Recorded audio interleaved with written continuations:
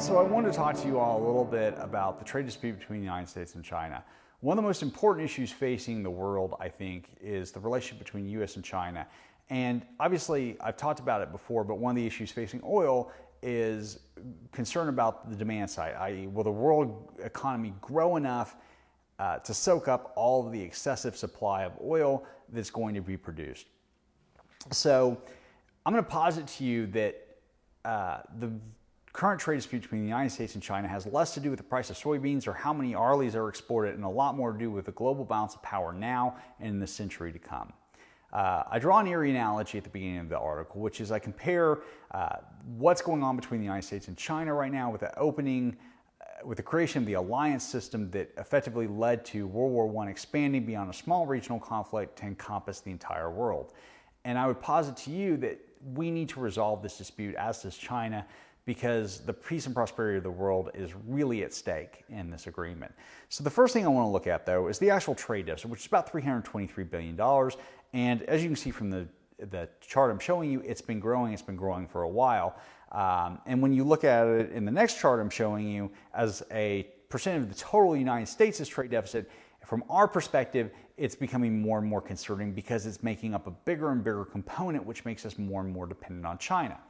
But again, I'm going to tell you, I don't think this trade dispute is about that. I think this trade dispute has to do with global balance of power. Recently, at a conference in Brussels, the United States warned its allies against using Chinese technology to build their 5G networks. And that kind of played our hand, because the concern there is that not only can China potentially hack into and utilize that technology for their own surveillance purposes, we currently have that surveillance technology because we have partnerships. We're part of the Five Eyes network, which allows us to listen to communications around the world, and we don't want to give that up. We view it as critical for our peace, for our security, and the Chinese want that technology in-house. And so there are certainly some things like that in terms of technology advanced manufacturing. China's 2025 plan to build airplanes and other advanced equipment in China play a role. And I don't want to minimize that role. But when you look at the technology, what was really going on is a debate over the superpower status. And I want to make some other observations. First of all, most economists project that China's economy in terms of GDP will catch up to the United States by 2030. And that's entirely true. But the next graph I'm showing you is that GDP on a per capita basis. And when you look at that, you realize that China as a country is really far behind us. And not likely to catch up anytime soon. And candidly, China faces a lot of headwinds. I discuss these in the articles, but the absence of clean drinking water, which they could run out of in a decade, is not an underestimated thing. It's a real problem. They're becoming victims of their one-child policy, i.e. their labor force is aging, they're not replacing it quick enough, so their ready access to cheap labor is dissipating. They don't have the university system they have. And then when you look at it from a military perspective, the graph I'm showing you shows U.S. spending versus China spending. And it's substantially different. So when you compare that, when you compare the equipment, which I'm showing you, the United States maintains a sizable military advantage. And that doesn't even count all the bases we have around the world, all the allies we have, where China has very few allies, and all the goodwill.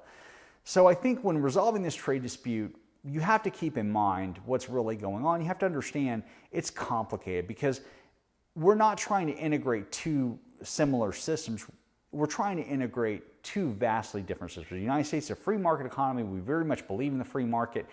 We believe that's the best way. But China has a state-run system, and they believe in their state-run system because it's produced good growth for them. And so when we see technology being misappropriated from a U.S. company, they don't necessarily see it that way. They view those companies in private enterprise, they are to support the state. And so it's a very different way of thinking, it's a very different mentality, and it creates a challenge. And, I think part of the question is, where's China's ambitions? And I don't know the answer to that. I think that they want to be a regional power. I think they want to be able to counter U.S. hegemony, particularly in Asia. But I think they also know that the United States has guaranteed and done a very good job of guaranteeing peace in Asia since the Vietnam War.